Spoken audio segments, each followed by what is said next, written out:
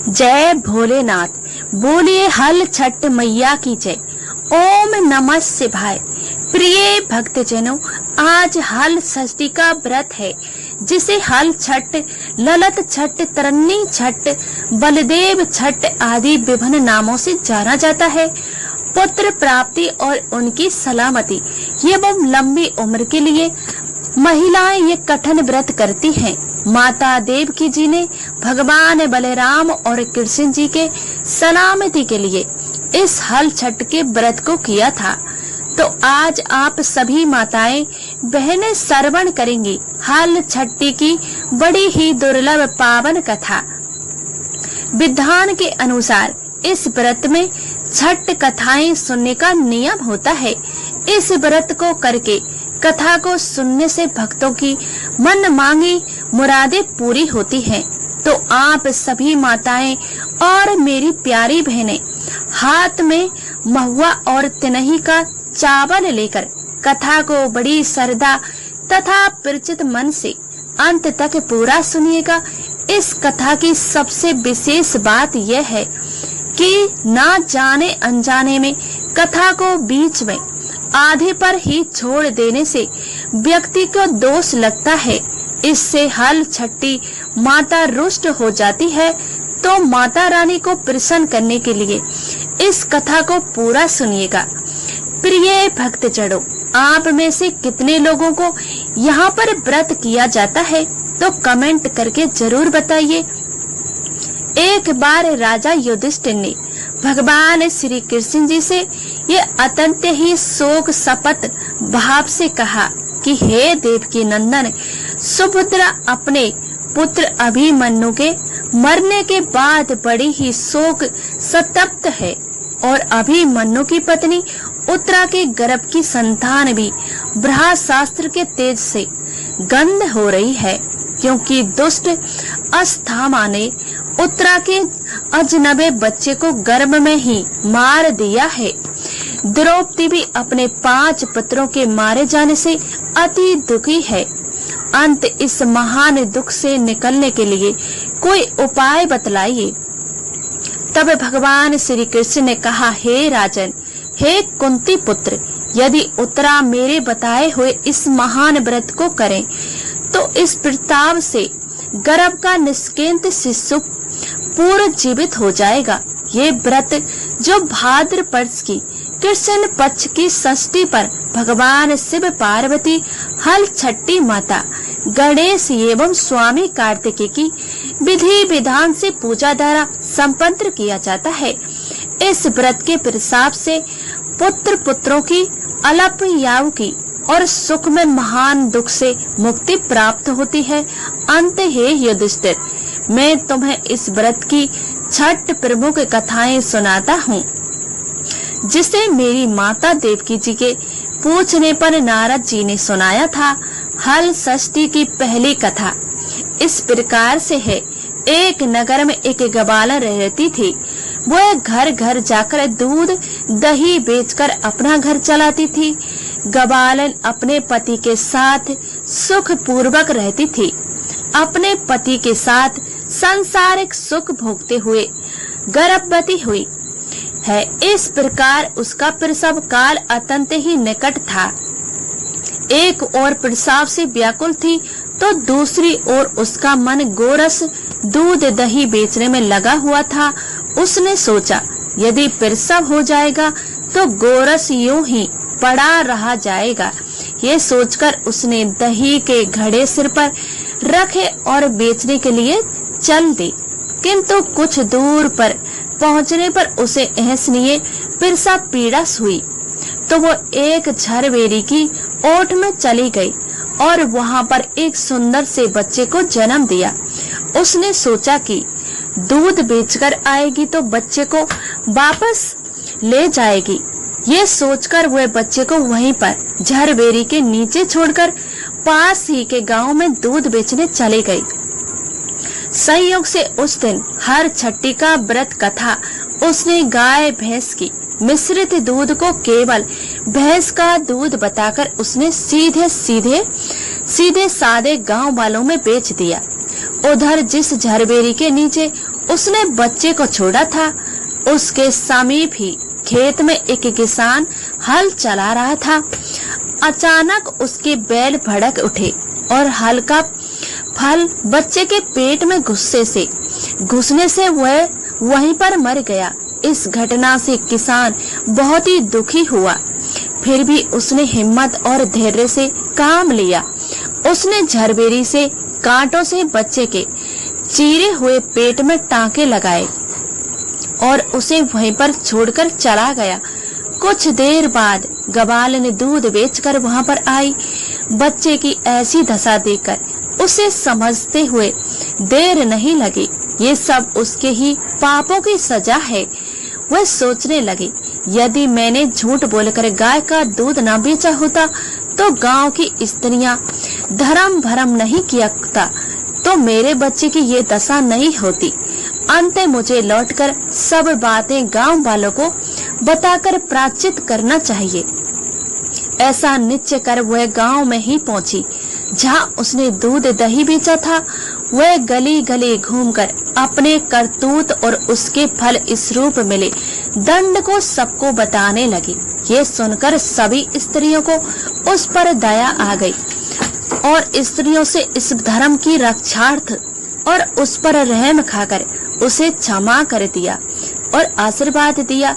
बहुत सी स्त्रियां द्वारा आशीर्वाद लेकर जब वह पुण्य झरबेरी के नीचे पहुंची तो ये देखकर आश्चर्यचकित रह गई कि वह तो उसका पुत्र जीवित अवस्था में वहीं पर बैठ पड़ा है।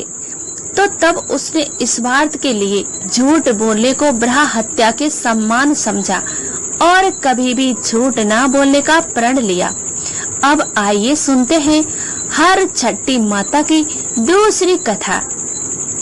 तो प्रेम से बोलिए, हर छठी माता की जय। एक नगर में दो स्त्रियां रहती थीं। दोनों एक ही परिवार की थीं और रिश्ते में देवरानी और जेठानी लगती थी। देवरानी का नाम विद्यावती था, जो बड़ी ही नेक सदाचारणी तथा दयालु थी। जेठानी का नाम तारा था, वह इस भाव से बड़ी ही दुष्ट थी। एक बार दोनों ने हल छठ का व्रत किया। विधिवत पूजन इत्यादि के बाद शाम को दोनों भोजन के लिए गालियां परोसकर ठंडी होने के लिए रखकर बाहर जा बैठी। उस दिन विद्यावती ने खीर तथा तारा ने मेहरी बनाई थी। अचानक दो कुत्ते उनके घर में घुसे और भोजन खाने लगे। अंदर से चमचम की आवाज आई तो दोनों अपने पन की एक कक्ष में भीतर जाकर देखने लगे और विद्यावती ने कुत्ते को खीर खाते देखा तो वो कुछ नहीं बोली तथा बर्तन में बची हुई बाकी खीर भी उसके आगे डाल दी। लेकिन तारा थाली में कुत्ते को मुंह मारते को देखते कर आग बबूला हो गई। उसने कमरे को दरवाजा बंद कर दिया और फिर डंडा लेकर कुत्ते को इतना मारा कि उसकी कमर ही तोड़ डाली। कुत्ता अध मरा होकर जैसे तैसे जान बचाकर वहां से भागा। दोनों कुत्ते जब बाहर मिले तो एक दूसरे का हाल चाल पूछने लगे। जो कुत्ता विद्यावती के यहाँ गया था बोला कि मैं जिसके कक्ष में गया था वो स्त्री तो बड़ी ही भली है। मुझे खीर खाते देखकर उसने कुछ नहीं कहा, बल्कि बर्तन में खीर खत्म हो जाने के बाद उसने उसमें और खीर डाल दी ताकि मैं भरपेट खा सकूं। उसने तो मेरी आत्मा ऐसी तृपंत की कि मैं उसे बार बार आशीर्वाद देता हूँ। मेरी तो ईश्वर से यही कामना है कि मरने के बाद में उसी का पुत्र बनूं और जीवन भर उसकी सेवा करके इस क्षण को चुकाता रहूं। जिस प्रकार उसने मेरी आत्मा को तृपंत किया है उसी प्रकार मैं भी उसकी आत्मा को तृपंत और प्रसन्न करता रहूं। अब तो तुम बताओ तुम्हारे साथ क्या हुआ?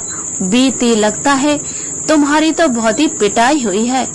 दूसरा कुत्ता बड़े ही दुखी स्वर में बोला कि मित्र, तुम्हारा अनुमान ठीक ही है। अरे भाई, आज से पहले मेरी ऐसी दुर्गति कभी नहीं हुई थी। पहले तो थाली में मुंह मारते ही सारा जबड़ा हिल गया, फिर भी भूख से परेशान होकर मैंने 2-4 खून खाए थे कि वो दुष्ट आ गई। कमरा बंद करके डंडे से उसने मुझे इतना मारा कि मेरी कमर ही तोड़ डाली। मैं तो ईश्वर से यही निवेदन करता हूँ कि अगले जन्म में मैं उसे उसका पुत्र बनकर उससे बदला चुका हूँ। उसे मार मार कर मेरी कमर तोड़ी है, वैसे ही भीतरी मार से मैं भी उसका हृदय और कमर दोनों ही तोड़ दूं। कहते ही बेजुबान की बद्दुआ बहुत ही बुरी होती है। इसे वेद योग की कहा जाएगा कि दूसरा कुत्ता शीघ्र ही मर गया और मरकर उसने तारा के ही घर में पुत्र के रूप में जन्म लिया। पुत्र रतन पाकर तारा बहुत ही प्रसन्न हुई। पुत्र को लेकर उसने अपने मन में बड़े बड़े मसूबे बनाए थे, मगर दूसरे ही दिन जब वह हर छठी का पूजन हो रहा था तो वह लड़का मर गया। तारा की तो ऐसी दुनिया ही उजड़ गई। वह दहाड़े मार मार कर रोने लगी, मगर क्या कर सकती थी। जैसे तैसे उसने अपने सिर पर सबर का पत्थर रख लिया। फिर भी तो वह हर वर्ष उसी के लड़के का होता और हल छठी के दिन ही मर जाता। जब 3-4 बार ऐसा हुआ तो तारा को इस पर कुछ संदेह हुआ। आखिर मेरा पुत्र हल छठी को ही क्यों मरता है। एक रात सपने में उसे वही कुत्ता दिखाई दिया। उसने कहा, मैं ही बार बार तेरा पुत्र होकर मृत्यु को प्राप्त हो रहा हूँ। तूने मेरे साथ जो व्यवहार किया था मैं उसी का बदला चुका रहा हूँ। अब तारा बहुत ही दुखी हुई। उसने सपने के लिए प्रायश्चित करने का उपाय पूछा तो उस कुत्ते ने बताया कि अब से हर छठ के व्रत में हर से जुता हुआ अन्न तथा गाय का दूध दही न खाना, होली की भुनी हुई बाल तथा होली की धूल आदि हर छठ पूजा में चढ़ाना, तब कहीं तेरे घर में आकर जीवित रहूंगा। पूजा के समय यदि तारक छठ छिटके तो तू समझना कि अब मैं वहाँ जीवित रहूंगा। इधर विद्यावती और तारा ने मिलकर उसी प्रकार व्रत किया जिस प्रकार उस कुत्ते ने बताया था। इस प्रकार से दोनों देवरानी जेठानी को पुत्र रतन की प्राप्ति हुई और हर छठी के व्रत के प्रसाद से उसकी संतान जीने लगे तथा विद्यावती का पुत्र भी उसे अपार सुख देते हुए उसका जीवन सफल कर देता है। तभी से संतान कामना और सुख सौभाग्य के लिए ये व्रत किया जाता है। तो प्रेम से बोलिए, हर छठी मैया की जय। प्रिय भक्तों, अब हाथ में तिनही का चावल और महुआ लेकर हर छठी माता को अर्पित करें। तीसरी व्रत कथा का श्रवण करें। उज्जैन नगरी में एक पुरुष की 2 स्त्रियां देवव्रती तथा मानवती थी। भाग्य से मानवती के 2 लड़के थे, परंतु रेवती की कोई भी संतान न थी। सौत के 2 लड़कों को देखकर वह हमेशा ईर्ष्या से जला करती थी। एक दिन ईर्ष्या ही वशीभूत होकर वह मनवाती थी और बोली कि हे भावन बहन, तुम्हारे पिता बहुत ही बीमार है और उन्होंने तुम्हें देखने के लिए बुलाया है। अभी एक राहगीर ये संदेश देकर गया। ये सुनकर मानवती अपने दोनों पुत्र रेवती को सौंपकर पति की आज्ञा लेकर अपने पिता के घर चली गई। इधर रेवती ने सौत के दोनों लड़कों को मारकर गांव के बाहर जंगल में फेंक दिया।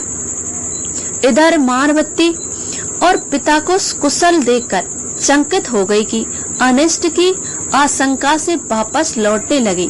तब मानवती की माता बोली कि हे बेटी, आज हल षष्ठी माता का व्रत है, अंत आज माता मत जाओ। ये बात सुनकर मानवती हल षष्ठी का व्रत रखकर शाम को हल षष्ठी माता का पूजन किया और प्रार्थना की कि हे माता, मेरे बच्चों को संकट से बचाए रखना तथा दीर्घायु करना। दूसरे दिन वह माता पिता को प्रणाम करके अपने घर को चली गई और बाहर अपने दोनों बच्चों को खेलता देखकर सोचने लगी, मेरे बच्चे को यहाँ कौन सा लाया है।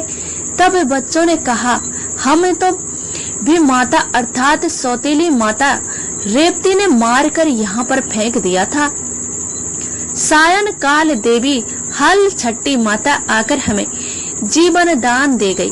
प्रिय भक्तगणों, इसे हल षष्ठी माता की कृपा से कृपा मानकर मानवती माता का गुणगान करते हुए अपने घर आ गई।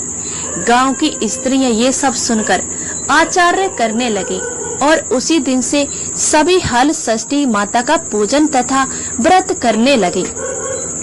तो प्रेम से बोलिए हल छठी माता की जय। प्रिय भक्तजनों, आइए अब सुनते हैं हल षष्ठी व्रत की चौथी कथा।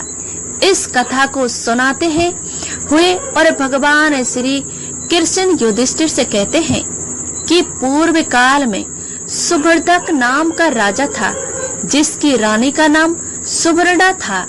राजा रानी को एक हस्ती नाम का एक पुत्र था।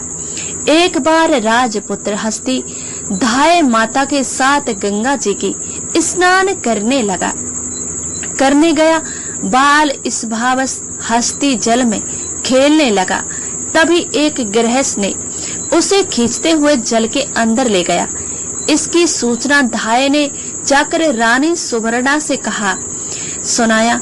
इस पर रानी को क्रोध वंश धाय के पुत्र को धकते हुए आग में डलवा दी और पुत्र शोक से व्याकुल धाम मां निर्जन वन को चली गई और वन में एक सुनसान मंदिर के पास रहने लगी।